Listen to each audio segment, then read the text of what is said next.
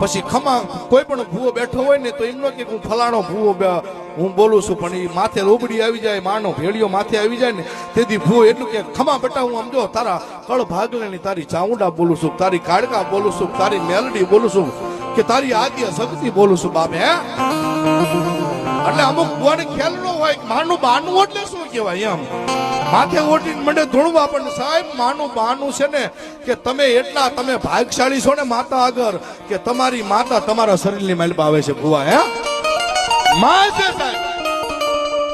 એટલે માતાજીના બાનું એને કેમ ઓઢું, ક્યારે ઓઢું, ક્યાં મેલું ને ક્યાં ન મેલું, મારા બાપલે એની જીવટ રાખવી પડે ભલામણા. હે આજ તમારી જમણી ભૂજાય જો તમારી માતા બેઠી હોય ને તમારા કાંડે રમતી હોય ને કે સાહેબ ભૂવા તો દુનિયામાં ઘણા થવું છે, પણ એના ખોડિયા માતા ન આવે. ભૂવા થવું કઈ જેમ તેમ નથી. ભૂવા થવું ને એટલે લોઢાના શેણા છે મારા બાપલિયા. હે જેવા તેવાથી મારા બાપલિયા ભૂવા ન થવાય.